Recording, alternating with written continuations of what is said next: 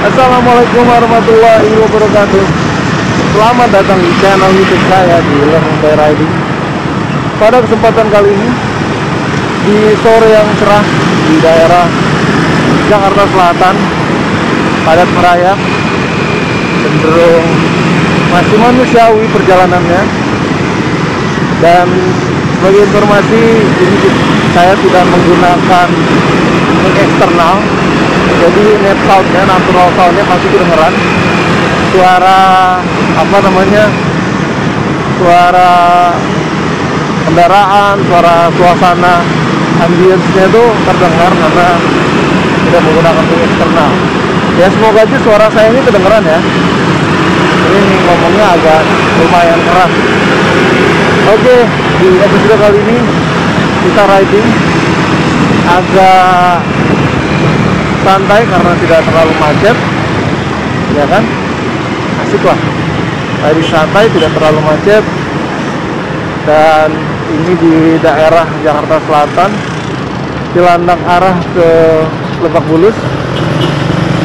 Untuk episode kali ini saya akan bahas tentang kegiatan kita yang kemarin 17 Agustusan yang kita rayakan setiap tahun gitu ya. Dan pastinya kalian juga sudah memperingatinya gitu. Meskipun saya ada sedikit catatan, saya mengcompare dengan waktu saya kecil ya di tahun 90-an. Suasananya berbeda, ambience-nya berbeda, tidak seperti dulu. Ini bukan karena membanding-bandingkan terus menjelek-jelekan enggak, tapi saya ingat karena saya besar di tahun 90-an, lahir di tahun 80-an, besar di 90-an. Dulu ya, kalau 17 Agustus itu zamannya Pak Harto, itu terasa sekali hari kemerdekaannya. Tidak mungkin tidak terasa, pasti terasa. Jadi 17 Agustusan zaman dulu tuh meriahnya minta ampun, meriah banget. Meskipun pada saat itu mungkin tidak seperti sekarang, tingkat kesejahteraannya lebih bagus saat ini kan dibandingkan dulu. Dulu ya masih negara benar-benar berkembang tahun 90-an. Tapi saya ingat banyak sekali yang namanya lomba-lomba. Hadiahnya juga luar biasa loh. Kalau dulu tuh zaman saya kecil, kalau lomba panjat pinang gitu, hadiahnya tuh dari kulkas gitu-gitu ya. Terus kemudian ada mesin cuci, meskipun itu simbolis kan ya, kalau ditaruh di atas itu simbolis kan, tapi beneran itu. Kemudian ada macam-macam setrikaan gitu, baju, meriah sekali gitu. Bahkan saya ingat banget dulu pasti akan ada panggung ya, stage gitu, ada panggung 17-an dari yang RT, belum lagi RW gitu, sehingga meriah gitu. Waduh, ada agak angin ya. Jadi meriah gitu.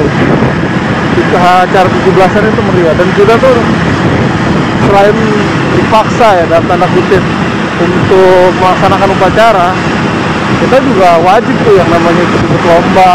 Kemudian kita guyup antar tetangga gitu ya, dalam satu RT itu akrab. Dan setelah masa itu berlalu, saat ini gitu, setelah masa reformasi, malah kebalik. Karena kita sudah bebas, jadi kita kayak apa ya, kayak bukan Indonesia yang dulu yang guyup gitu. Ada sih acara 17-an, tapi nggak semeriah yang dulu. Lombanya juga sedikit. Dulu tuh yang saya ingat ada lomba kelereng ya. Kelereng tuh yang pakai sendok. Kemudian lomba balap karung udah pasti, tarik tambang. Kemudian ada lomba masukin pensil dalam botol. Lalu ada lomba apa lagi? Lomba makan kerupuk itu udah pasti ada. Terus ada lomba baca puisi. Lalu kemudian lomba antar RT, biasanya tuh olahraga, voli, badminton gitu ya, bulu tangkis, ataupun apa lagi biasanya kalau lomba antar RT. voli, badminton, bulu tangkis, sepak bola ada juga gitu. Dan beda dengan saat ini tuh lombanya sedikit, hadiahnya juga kurang menarik, dan kita tuh memaknainya dengan tidak sesuka kita sebelumnya. Entah ini karena perasaan saya aja, tapi ketika saya bicara, diskusi, ngobrol dengan teman-teman saya juga ya perasaannya sama. Dulu tuh lebih meriah lah. Bahkan terakhir saya pulang ke rumah mama saya, ngobrol-ngobrol tentang 17-an, dia cerita lah kalau dulu lebih seru, ada panggung lah, meskipun itu cuman kecil-kecilan gitu. Udah gitu partisipasinya banyak dari warga. Kalau sekarang sedikit, kalau di tempatnya sedikit dan tidak semeriah dulu gitu. Kenapa sih kira-kira? Kenapa bisa begitu? Nah, ini kan yang penting. Kenapa sih kira-kira seperti itu? 17-an nggak rame. Bahkan kalau kita compare, bahas lagi dengan nasionalisme, kenapa ya? Dianggap kalau itu sebagai acuannya ya, nasionalisme kita lebih menurun gitu. Yang pertama, ini menurut saya, dulu kita memegang teguh yang namanya demokrasi terpimpin. Tidak seperti sekarang demokrasi yang memang Pancasila, demokrasi yang diberikan kebebasan kepada warganya. Dulu tuh demokrasi terpimpin, meskipun demokrasi, tapi semuanya serba terkomando. Apalagi presiden kita kan dulu ex dari tentara ya, jadi terkomando. Maksudnya apa terkomando? Ya kita nggak bisa sembarangan. Dulu kalau kita mau bersuara, teriak-teriak di Monas kayak sekarang, mungkin kita udah hilang gitu. Maksudnya hilang tuh entah benar-benar hilang meninggal ataupun ya udah nggak ketemu aja gitu. Kalau kita mengkritik pemerintah, kayak misalnya sekarang lah Mr. Rocky Gerung ya, Pak Rocky Gerung itu kan paling pinter katanya. Itu mungkin kalau zaman Orde Baru beliau seperti itu udah hilang. Kalau sekarang kan aman-aman aja. Ya mau menghina presiden juga ya udahlah ya, kalau presidennya nggak protes ya nggak akan digubris. Bahkan yang pendukungnya juga malas ngeladeninnya gitu. Kenapa? Karena dulu itu demokrasi di Indonesia dulu itu tetap dibatasi dalam rangka menjaga kestabilan nasional agar tidak terjadi huru-hara. Jadi stasiun TV yang menyiarkan berita itu template sama. Jadi satu berita itu angle-nya beda-beda, kemudian sudut pandangnya juga beda-beda. Bahkan dulu ya, seingat saya, waktu lagi Pilpres 2019, TV One menyebutkan Pak Prabowo yang menang, Metro TV yang menyebutkan Pak Jokowi yang menang gitu. Jadi seperti itulah. Kalau sekarang, dulu enggak, satu komando. Bahkan lagi enak-enaknya di RCTI dulu tuh ada yang namanya layar emas. Jadi film-film bioskop yang ditayangkan di TV itu biasanya jam 8 malam sampai jam 10 atau jam setengah 11 malam. Itu jam 9 itu kebreak oleh berita yang namanya laporan khusus zamannya Pak Harto. Jadi kita tuh nggak bisa sembarangan. Aduh, apa sih Bapak? Mau ke kiri bukannya dari tadi. Sorry, jadi emosi deh tuh. Jadi dulu tuh gitu, bisa sampai kebreak loh kita nonton. Yang harusnya udah enak-enak nonton film layar lebar di TV, kebreak, kepotong oleh berita laporan khusus namanya.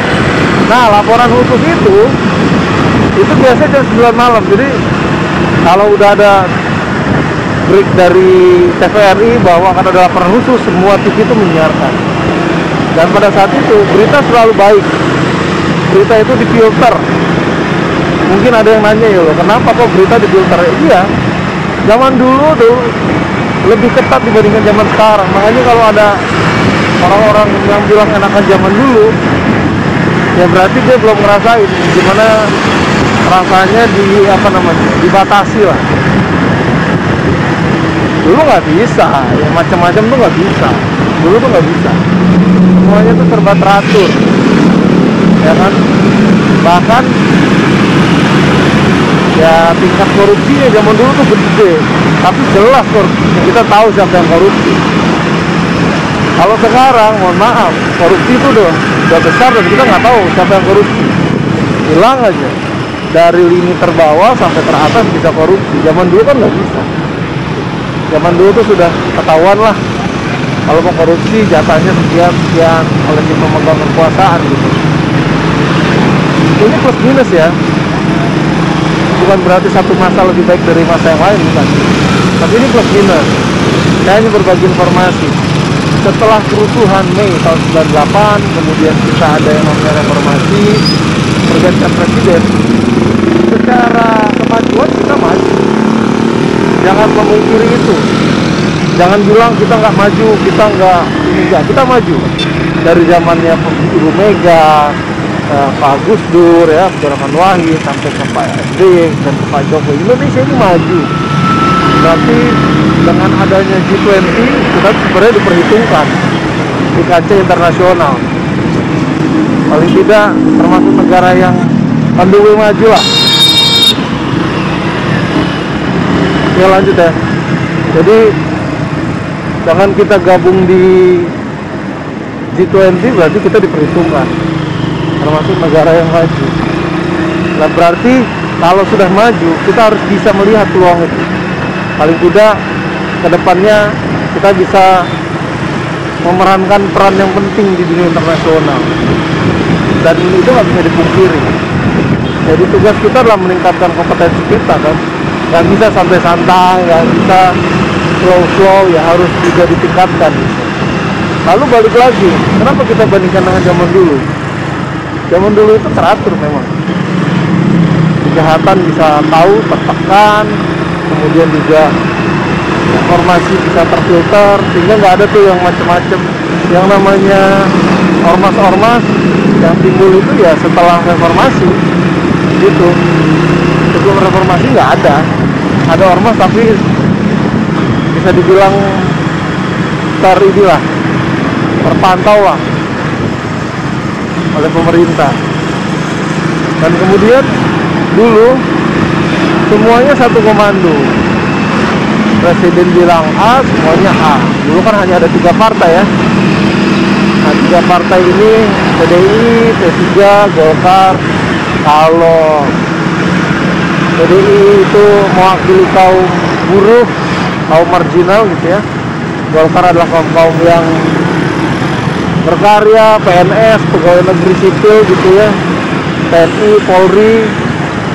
Kemudian ada P3 yang mewakili agama. Makanya hanya ada 3 partai pada saat itu. Dan aman-aman aja. Di pemilu terakhir tahun 99, itu pemilu terakhir dengan 3 partai itu, yang menang adalah Golkar. Kalau tidak salah, 99 itu yang menang PDI. Golkar baru P3 ya. Dan pada saat itu ada voting untuk pemilihan presiden. Nggak kayak sekarang ya, dulu masih voting antara Ibu Megawati dengan Bapak Gus Dur. Akhirnya dengan selisih sedikit lah dimenangkan oleh Bapak Abdurrahman Wahid. Itulah era dimana Indonesia akhirnya menjadi demokrasi. Sebelumnya enggak. Tapi meskipun saya merasa demokrasi kita masih belum sesempurna itu, kita masih ada ribut-ribut. Tapi memang satu era, satu orde itu memiliki positif dan negatifnya masing-masing. Kemeriahan 17 Agustus mungkin tidak terlalu dihayati saat ini karena problematikanya lebih banyak dibandingkan masa lalu. Atau memang kita sudah dilemahkan pengetahuan tentang bernegara. Bisa jadi kita dilemahkan pengetahuan tentang bernegara. Siapa kita, dulu kita siapa, bagaimana, berasal dari mana kita gitu ya. Itu sepertinya dilemahkan sehingga anak muda kita nggak tahu.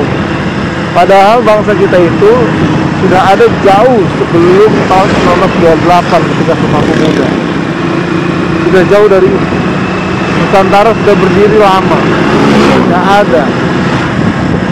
Inilah cita-cita yang sangat berat dari Bung Karno, yaitu menyatukan kita selaku individu menjadi satu bangsa yang beda ras, suku, agama, dan itu sangat sulit gitu. Jadi ketika kita sudah sampai di 78 tahun ini, itu artinya sebenarnya kita telah melewati banyak hal, dan hal tersebut telah kita lalui dengan amat sangat baik, meskipun sekali lagi meskipun kita masih terdapat kekurangan-kekurangan, meskipun terdapat kerancuan-kerancuan, masih ada ketimpangan.